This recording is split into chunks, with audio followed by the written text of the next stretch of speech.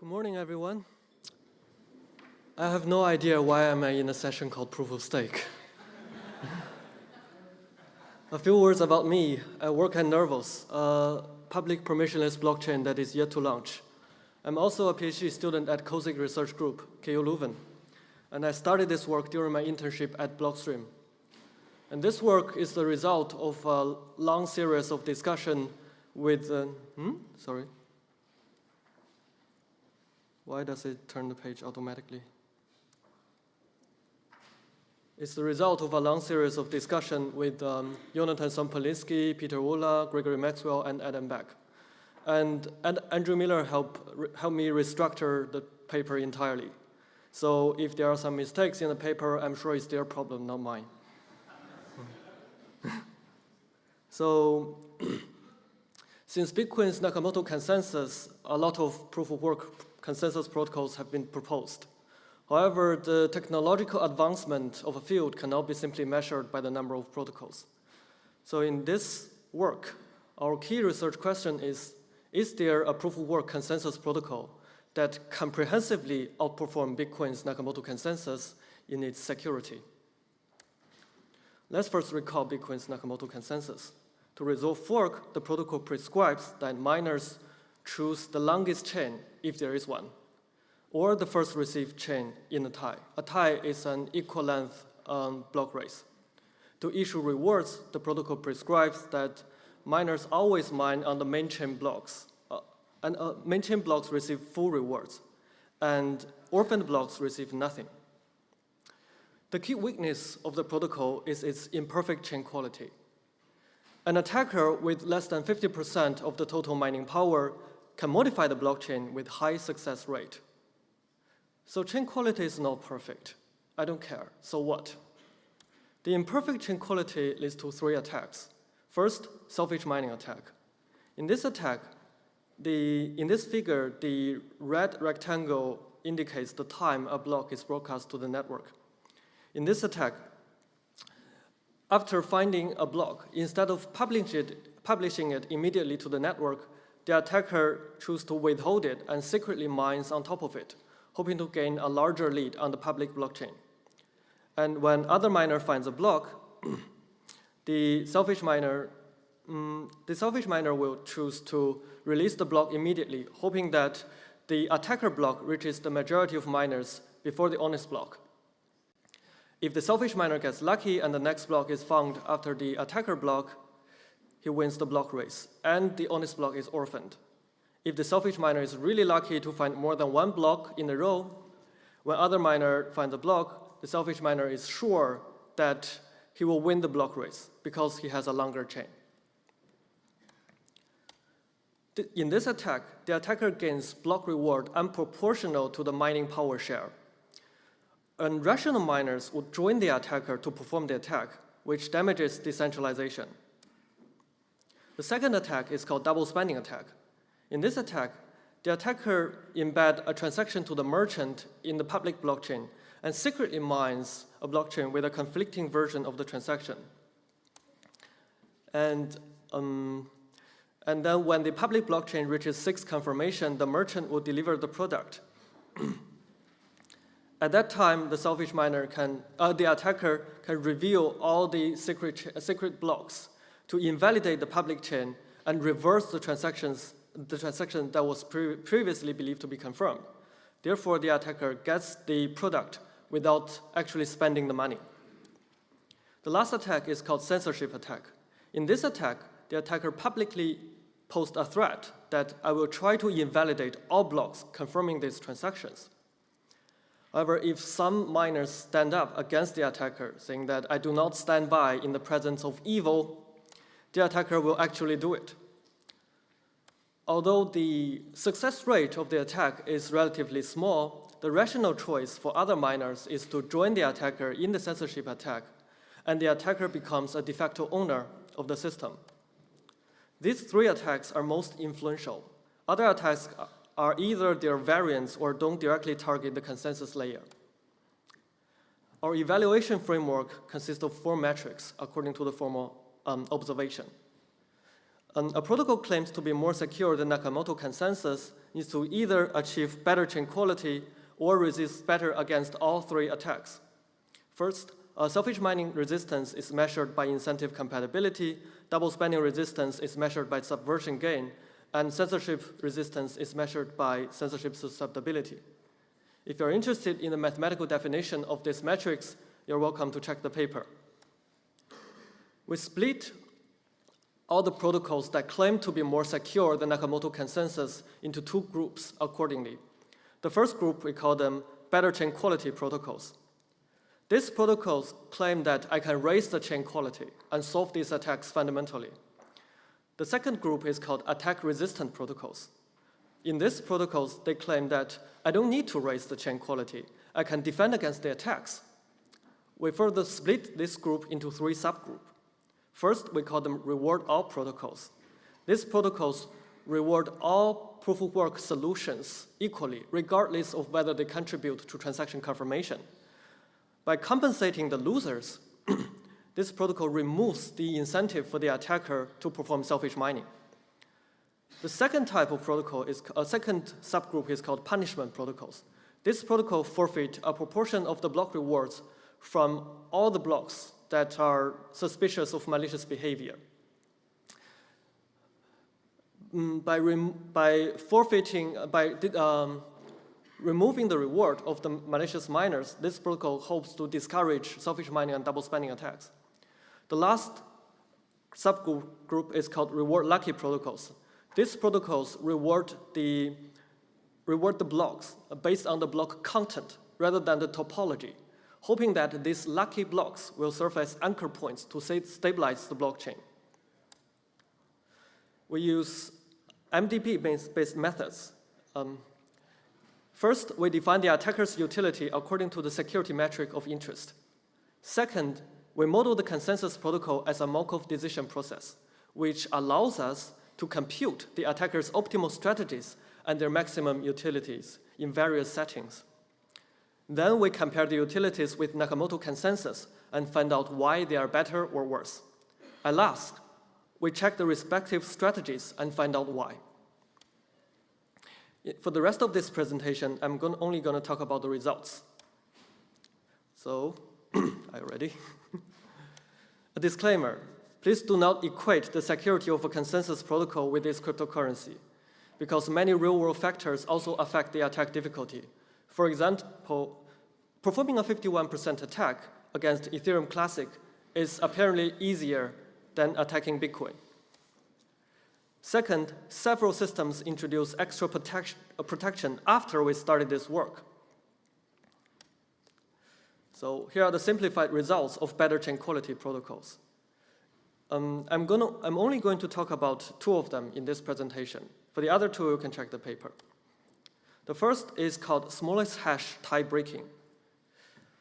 In a tie, namely in an equal length block race, this protocol prescribes that all miners break the tie with the smallest hash, regardless of which one is received first. I compare the hash of these two chain tips and mine on the smaller one. The second is called unpredictable deterministic tie breaking. It prescribes that miners break the tie with a deterministic pseudo-random function, regardless of which one is received first. The rationale behind this design is that it is impossible for the attacker to predict whether he will win the block race before he sees the competing block.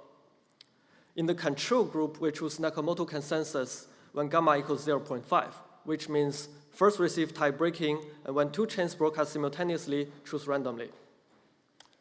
So, what are the rankings of these three examples?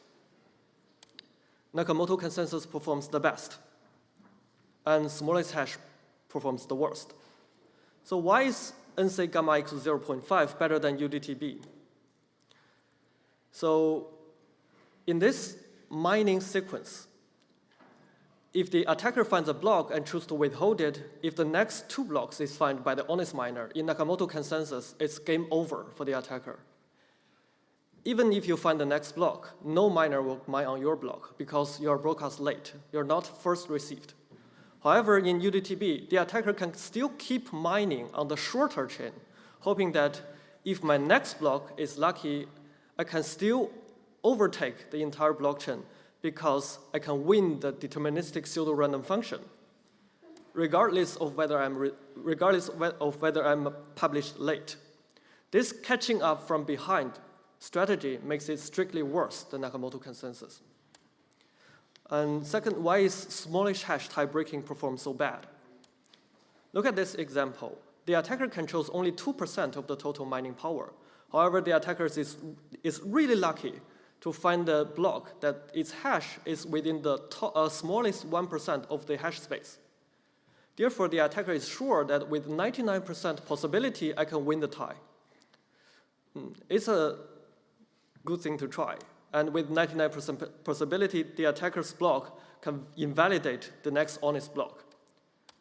However, if the attacker is not very lucky that its hash is only within the top 40% of the smallest 40% of the hash space, the attacker can choose to broadcast the block immediately to avoid losing the block reward. So this allows the attacker to accurately compute the probability of winning a tie. Therefore, the attacker can only gamble the system when the odds are in favor.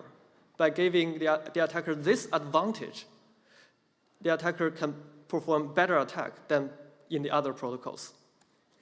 So some general results on better chain quality protocols. As you can see, none of them performs better than the Nakamoto consensus in all settings. No protocol achieves the ideal chain quality when the attacker mining power is more than a quarter. And no protocol performs better than Nakamoto consensus gamma equals 0, namely the honest miner wins all the ties for all alpha. Why is that? Because the protocols cannot distinguish between honest and attacker blocks. And why can't it distinguish them? Because information asymmetry. The attacker acts on all available information, and the compliant miners do not. And why don't they? Why can't the protocol prescribe that you have a responsive strategy? Because inconsistent assumptions. The proof-of-work protocols try to be asynchronous, and they prescribe that honest miners only act on limited public information. So now the attack-resistant protocols. We choose the most famous protocols of each category. For reward all protocols, we choose fruit chain. In fruit chains, the same mining procedure have two kinds of different product. The product is a block if the first k bits of the candidate's hash is smaller than a predefined threshold. The product is a fruit if the last k bits of the candidate's hash is below another threshold. And fruits are embedded in blocks, transactions are embedded in fruits. For the fork resolving policy, it uses the longest chain and first receive policy, same as Nakamoto consensus, reward splitting protocols, and subchain protocol, in order to isolate the effect of chain quality on attack resistance. Each fruit has a pointer block, which is a recent block the fruit miner is sure will not be orphaned. A fruit is valid if both conditions are met. First, the pointer block is in the main chain. So for the tomato, because its pointer block is orphaned, the tomato is forever never valid. Sorry. The second condition is the gap of the fruit is smaller than a predefined timeout. And the gap is defined as the height difference between the fruit's host block and the pointer block. In this example, the gap of the banana is 2. And valid fruits receive full rewards, and blocks receive nothing. Here are the results of fruit chains. So, despite the author's claim, fruit chains' incentive compatibility is sometimes better, sometimes worse than Nakamoto consensus. Why is that? Because risk-free units encourage more audacious behavior. The attacker can use worthless blocks to invalidate honest fruits. That's why in certain cases, fruit chains' incentive compatibility is not as good as Nakamoto consensus. And for subversion gain, it's worse than Nakamoto consensus. Because in NC, a failed double spanning attempt results in losing all the block rewards. However, in fruit chains, the attacker gets the first several fruit rewards anyway. Therefore, the attacker has less financial risk to attack. Let me illustrate this. So assuming that the attacker starts performing a double spending attack, as you can see in this figure, the fruits generated at the beginning of the attack can be embedded in both chains. Therefore, the attacker still gets the reward during his performing the double spending attack. However, the attacker's secret block will be invalidated if the attack fails. But this secret block has no reward anyway, so there's no risk for double spending. For fruit chains attackers, why not? Let's try it all the time. And more fruits make things slightly better. It is better than Nakamoto consensus in its censorship susceptibility, because fruits in invalidated blocks may still be added later to the blockchain. The second protocol is a punishment protocol called reward splitting protocol. It allows a block to refer to previously orphaned blocks as uncles. An uncle is valid if the gap is smaller than the predefined timeout.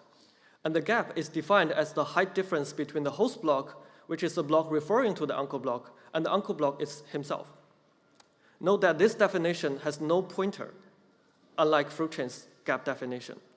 Each block reward is evenly split among competing blocks and uncles of the same height. For example, in this figure, the block reward of B and C are half of the block reward of A and D, because B and C have competing blocks, while A and D doesn't have, or don't have.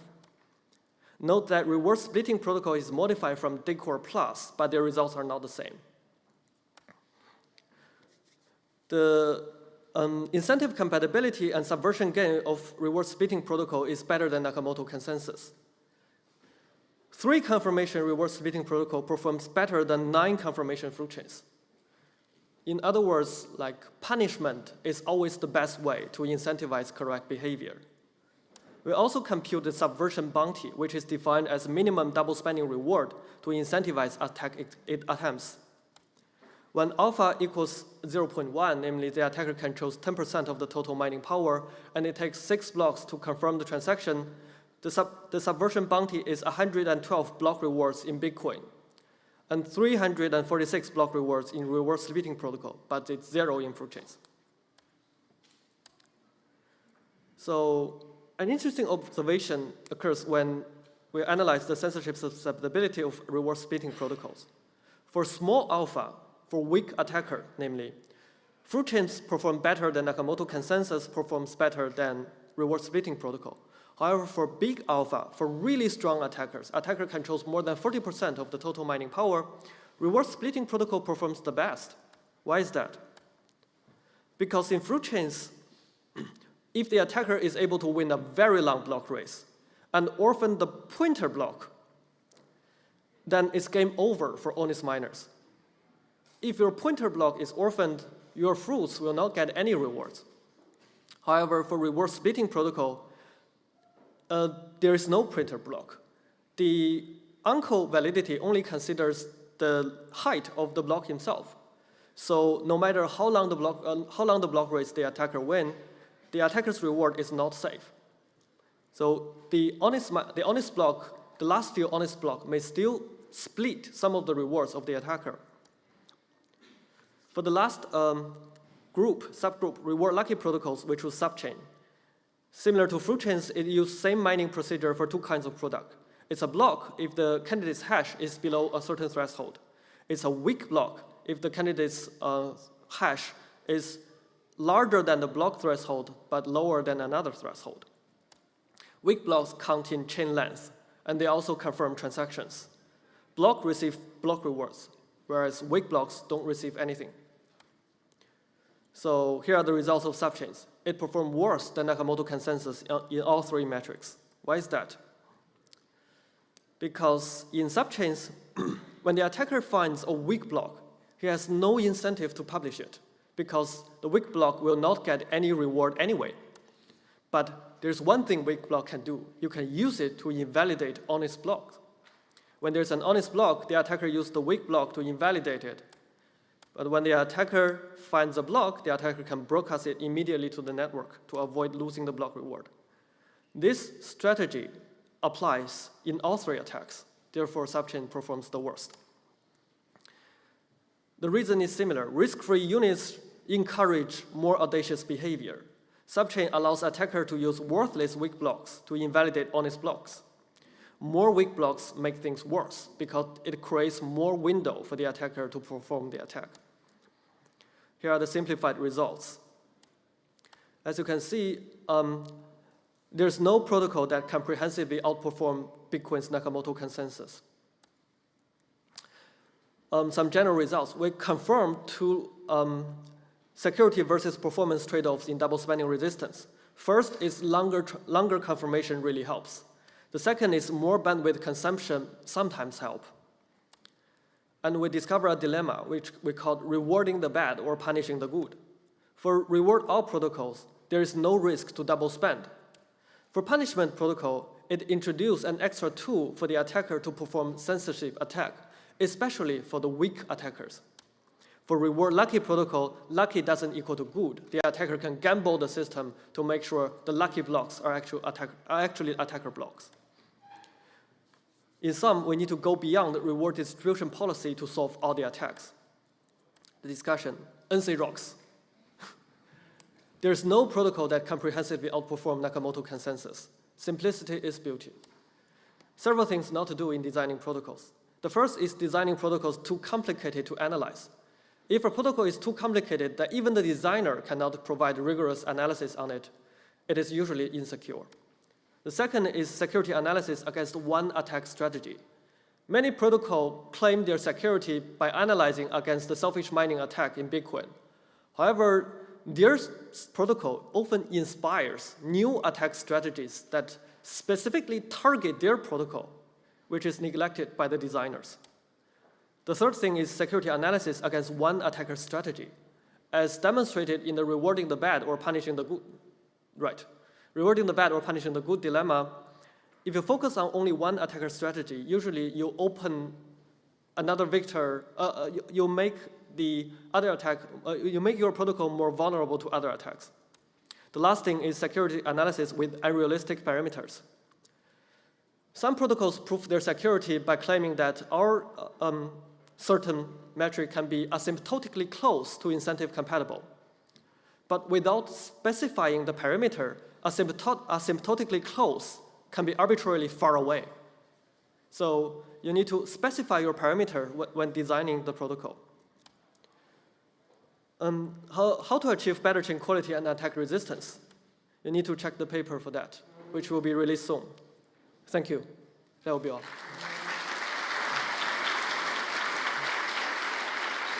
Any questions?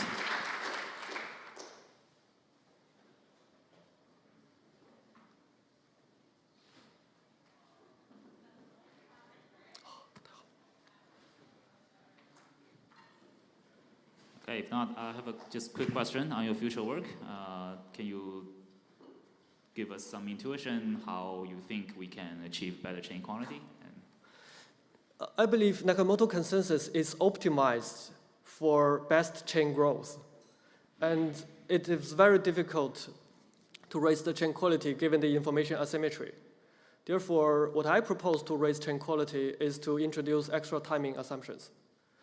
However, I believe that takes a lot of engineering effort to actually realize these assumptions, which is your field.